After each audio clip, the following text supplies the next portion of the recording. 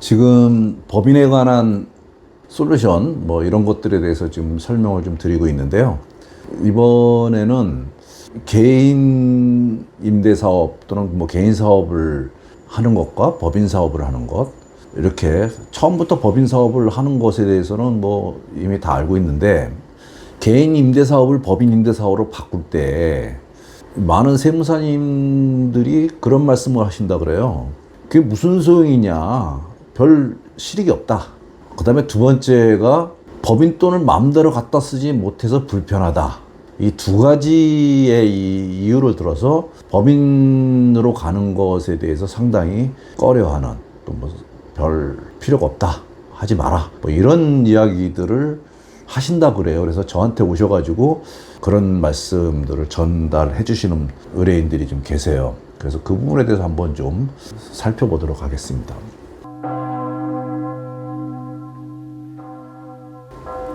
일단 임대용 부동산을 개인이 소유하고 있는 것, 개인 이름으로 소유하고 있는 거죠. 이거는 이 부동산의 소유자는 그 개인이에요. 그죠? 그 소유자인 개인이 자기의 이름으로 이걸 운영을 하는 거죠. 계약을 하고. 그래서 중요한 내용에는 본인의 사인이거나 아니면 본인의 인감도장이 이제 거기 찍히셔서 이제 의사결정을 하는 거예요. 이렇게요. 그런데 법인의 부동산이라고 하는 것은 그 소유권자가 법인이에요. 법인. 이 법인에 대해서 잘 이해가 안 가시는 분들이 좀 있지만 이걸 설명하기에는 좀 시간이 많이 걸리고, 어쨌든 이 부동산은 소유자가 법인이에요. 법인. 그런데 이 부동산의 소유자인 법인은 법률적 행위를 할 수가 없어요. 그죠? 이건 뭐 그냥 종이에 법원의 등기부등본에 등재되어 있는 거예요. 근데 이 법인도 권리 의무 행사, 그러니까 어떤 것을 소유한다든지 어떤 행위를 한다든지 소비 지출한다든지 이런 것들을 할 수 있는 법인격을 가지고 있어요. 그런데 그게 등기되어 있는 서류로만 존재하는 거잖아요. 그래서 이 법인의 모든 권리와 의무를 행사하는 그러한 대표이사를 선임을 하는 거예요. 근데 그 대표이사는 누가 선임하냐면 주주들이 선임하는 거죠. 이 법인의 주주들이 선임을 하게 됩니다. 그래서 이 주주들이 대표이사를 선임하면 그 대표이사는 자기 이름이 있지만 자기 이름으로 계약을 하는 게 아니라 법인의 대표이사의 인감도장을 가지고 행위를 하는 거예요. 법인의 업무를 수행하는 겁니다. 그래서 그 도장을 보면 무슨 주식회사 또는 무슨 유한회사의 대표이사 이렇게 돼 있어요. 대표이사 이름이 들어간 게 아니라. 그래서 이 도장을 가지고 권리 행사를 하는 거예요. 근데 이 도장은 누가 찍냐? 대표이사가 찍는 거죠. 대표이사는 누가 임명하냐? 주주들이 임명하는 거예요. 자, 그런데 개인 부동산을 단독으로 갖고 있었다면 그건 소유자가 한 명이죠. 예를 들어서 아버지라고 칩시다. 아버지가 소유자예요. 근데 이게 법인으로 이렇게 전환을 시키면 이 소유자가 법인으로 바뀐다 그랬죠. 바뀌는데 이 법인의 주인은 주주인데 이 주주는 이렇게 바뀌었을 때는 다른 사람들이 여기 출자하지 않는 이상은 이 주식의 거의 대부분은 이 개인 소유였던 사람이 법인 전환하면서 이 법인의 부동산 가액에 해당되는 만큼의 주식을 이 개인 소유자가 갖게 되는 거예요. 그러면 본인이 100% 주주가 되는 거죠. 그 상태에서 자기가 대표이사를 선임을 합니다. 대표이사는 꼭 주주가 아니어야 되는 거죠. 그래서 남편이라고 하면 부인을 대표이사로 앉힐 수가 있습니다. 그리고 그 부인은 대표이사로 선임이 됐으니 이제 법인의 모든 업무에 관련된 행위는 이 대표이사가 이제 진행을 하는 거예요. 예, 돈도 지급하고 어떤 임대계약도 체결하고 또 매수도 하고 여러 가지 것들을 하는데 중요한 것은 대표이사의 도장을 가지고 한다 이 얘기예요. 그러니까 결국은 만약에 부인을 대표이사로 두지 않고 본인을 대표이사로 둔다고 하면 어떻게 되죠? 자기가 100% 주주이면서 자기가 대표이사예요.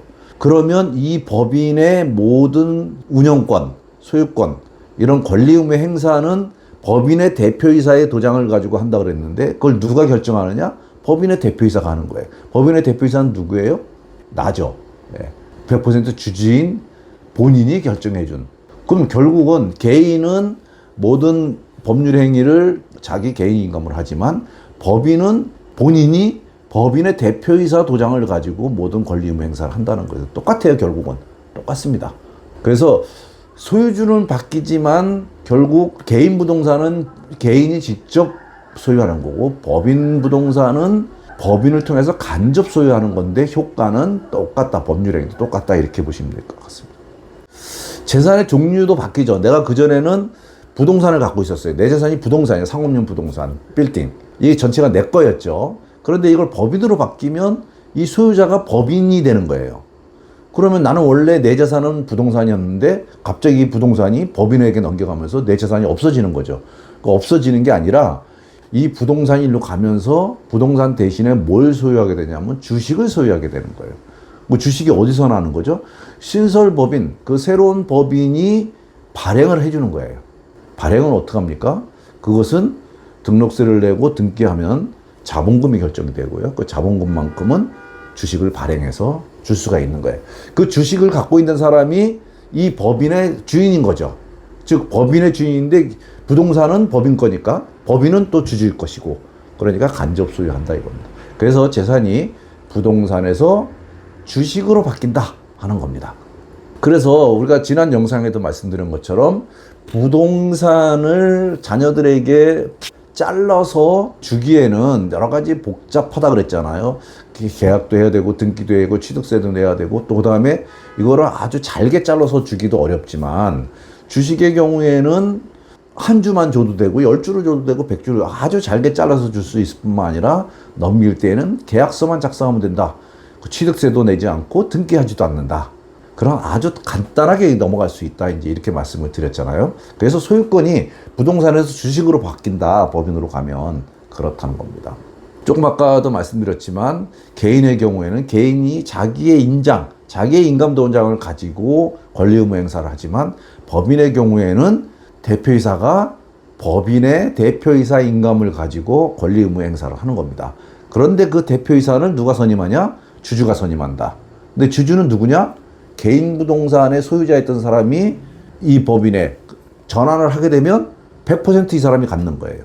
만약에 다른 가족들을 주주로 넣고 싶다라고 하면 그때 자기가 갖고 있는 주식의 일부를 매매하거나 증여하거나 이런 경우죠. 이렇게 해서 주주들이 이렇게 참여하게 하는 겁니다. 물론 유상증자를 통해서 들어올 수도 있겠죠. 어쨌든 여러 가지를 통해서 이렇게 새롭게 주주로 참여시킬 수 있지만 처음에 개인에서 법인으로 전환할 때는 그냥 개인 소유자가 법인의 100% 주식을 갖는다라는 겁니다. 그래서 그 주주가 대표이사를 선임하고 그 대표이사가 법인 대표이사의 도장을 가지고 활동을 한다. 어쨌든 개인은 꼭 반드시 본인이 해야 되지만 법인은 내가 주주이면서 대표이사를 다른 사람으로 선임할 수도 있기 때문에 그리고 그 선임한 대표이사가 어떤 법률 행위를 하죠. 그런데 그 중에서도 아주 특별한 행위를 할 때가 있어요. 뭐 부동산을 판다든지 뭐 이런 경우에는 특별 결의를 해야 됩니다. 주주총회의 특별 결의를 하도록 그 상법에 정해져 있고 또 회사의 정관에다가 이렇게 정해놓으면 대표이사가 이 부동산을 팔고 싶어도 정관에 정해진 대로 특별 결의를 받지 않으면 이게 무효가 되니까 그래서 이제 특별 결의를 하는데 그 특별 결의는 주주총회에서 한다 이 얘기죠. 그래서 주주들의 의사가 가장 강력하게 반영된다 이 얘기입니다. 그리고 1년 동안 행위를 하다가 대표이사가 마음에 안 들어. 그러면 주주들이 모여서 해임하고 다른 사람을 선임하면 됩니다. 근데 그 주주들이 누구예요? 처음에는 내가 100% 주주다 이거죠. 그러니까 내 마음대로 뭐든지 할 수 있다. 이렇게 보시면 될 것 같습니다. 그 다음에 이제 자금 사회에 관한 얘기인데요. 그러면 개인 부동산 임대업자는 그냥 임대료가 들어오면 그건 내 돈이에요. 내가 마음대로 써도 돼요. 그 들어온 돈으로 비용, 뭐 전기세, 수도세, 뭐 관리비 이런 거 다 내는 거죠. 다 내고 남는 돈에 대해서는 다음 연도 5월 달에 소득세 신고하고 그리고 마음대로 갖다 써도 돼요. 세금을 거기다가 뭐 사업용 통장에다가 유지를 시켜야 되느냐? 그렇지 않아도 돼요. 언제든지 가져가도 됩니다. 언제든지 가져가도 됩니다. 그리고 세금은 다른 돈에서 뭐 빚을 내서 갚아도 되는 것이고요. 그러니까 돈 쓰는데 아무런 제약이 없어요. 돈 들어오면 그냥 내가 쓰면 됩니다. 내 마음대로 쓰면 됩니다.